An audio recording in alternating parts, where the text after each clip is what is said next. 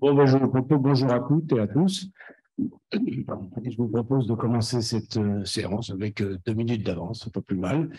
Je vais donner la parole à notre secrétaire général, Hubert Jvanet, pour quelques brèves.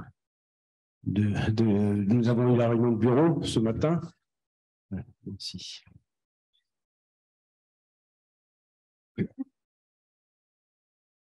Non, parce qu'il n'est pas membre. Et donc, les nouvelles seront très brèves. Nous cherchons une secrétaire. Voilà.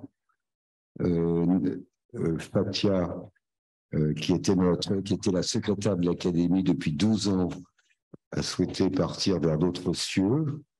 On profite pour la remercier de tout ce qu'elle a fait pour l'Académie. C'est en particulier elle qui s'occupait des e-mémoires. Et donc, si je vous parle de ça, c'est que nous cherchons. Et donc, si vous avez dans vos relations quelqu'un qui souhaiterait prendre le poste, c'est très cool. Hein. Enfin, je fais un peu l'article, mais bon. En tout cas, c'est un boulot sympathique parce qu'à l'Académie, on rencontre toujours beaucoup de gens qui ont du talent, qui sont intelligents. Et donc, voilà, si vous avez dans vos relations une opportunité. La semaine a été marquée par la publication d'un communiqué de presse. Je te donne la parole. Communiqué de presse qui avait été souhaité par un certain nombre de collègues membres de l'Académie, qui a écrit au bureau à la suite de la publication par le journal Le Point d'un classement des médecins experts. Un certain nombre d'entre vous ont sans doute vu passer cette enquête ou entendu parler.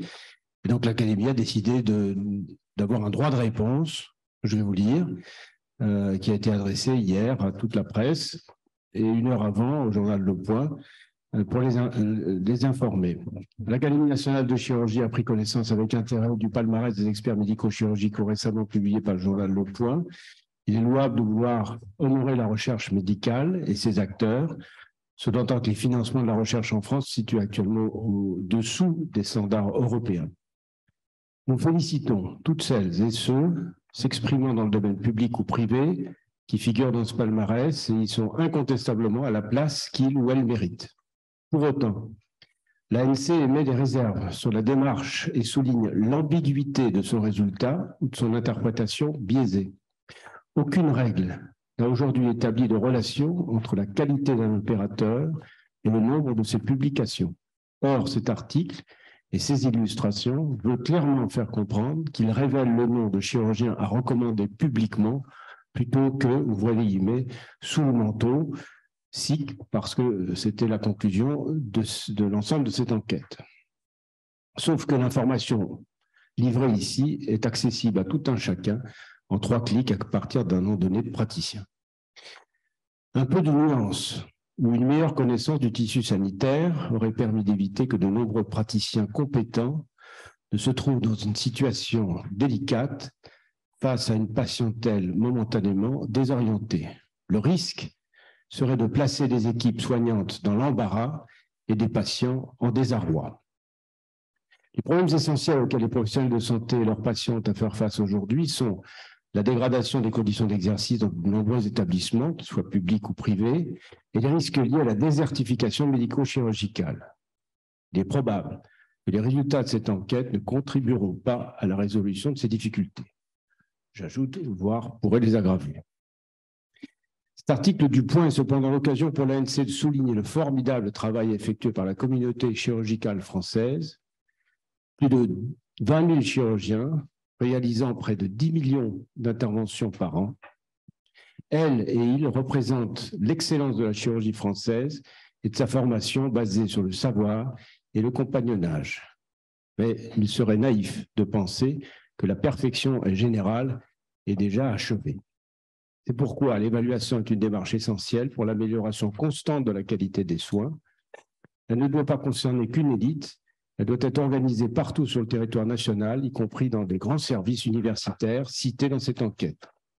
Les critères d'évaluation sont vastes: sélection des patients, indication des traitements, caractéristiques des équipes soignantes, organisation des blocs opératoires, réalisation des actes, durée d'hospitalisation, taux de complications, suivi extra-hospitalier. Les publications ont bien évidemment leur place parmi ces nombreux facteurs de qualité. Le recueil de toutes ces données est essentiel et se met en place, qui permettra aux établissements et à leurs équipes de se situer par rapport aux standards. Pour ce faire, l'utilisation de registres d'activité devra être généralisée. Elle permettra aussi des évaluations médico-économiques censées libérer des moyens financiers, y compris pour la recherche. La publication du journal Le Point aura au moins été l'occasion de remettre en perspective la complexité d'un système de soins qui ne saurait être réduit à un seul classement, somme toute assez simpliste, mais qui soit le fruit de mois de travail au service d'une méthode rigoureuse. Merci de votre attention.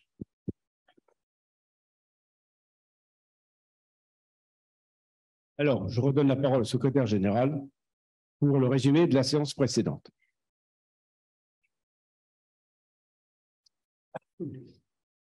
Donc, la séance du 26 avril dernier était dédiée à la prévention et la maîtrise du risque en chirurgie et médecine interventionnelle. Elle a été modérée par Antoine Vattrelot et Didier Leget.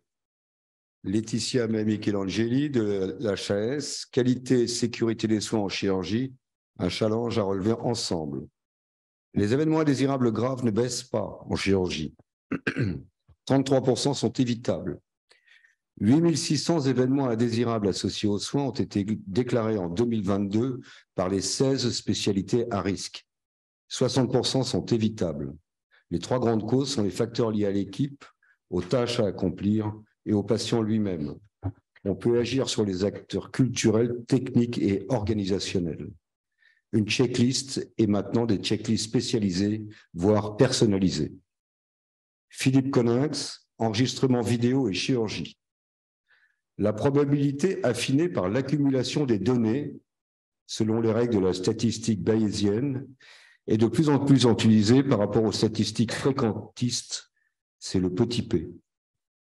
Comme après chaque vol, on évalue les NIRMIS, les autorités sanitaires pourraient demander un enregistrement de toutes les interventions, permettant, en cas de complications, de différencier une erreur technique d'un aléa inévitable, avec la protection juridique éventuelle et l'intérêt pour l'amélioration du geste. Certaines équipes font déjà des enregistrements systématiques de l'anesthésie et de l'intervention. Une nouvelle culture de transparence à appréhender. Antoine Vattrelot, gestion non technique des complications de la cœlioscopie. Les complications graves sont rares et méritent d'autant plus d'être anticipées par les soft skills, conscience de la situation, rapidité et adaptation de la prise de décision, leadership, travail en équipe. La situation de crise, un aspect incontournable de la formation. Gilles Bontemps, de la CNAM, les réhospitalisations post-chirurgie peuvent-elles définir les complications? Des demandes récurrentes de sociétés savantes souhaitant intégrer des marqueurs de qualité des soins dans l'outil Visuchir. C'est que Visuchir, c'est ce qui a remplacé justement le classement du point, puisque vous pouvez maintenant consulter en open data toute l'activité de tous les établissements, y compris les plus petits, avec les durées moyennes d'hospitalisation, etc. Des outils ont été élaborés, HAS, ministère ou agence technique de l'hospitalisation, et doivent être choisis et validés par les sociétés savantes. Pour l'instant, la réponse est non, mais on peut s'approcher et expliquer l'intérêt et les limites de ces marqueurs. Rémi Pellet, prévention des risques et responsabilité juridique en chirurgie et médecine interventionnelle. 3 problématiques sont présentées. 1, en cas d'utilisation de l'intelligence artificielle, qui est responsable? Le praticien, celui qui a fait l'algorithme, le fournisseur.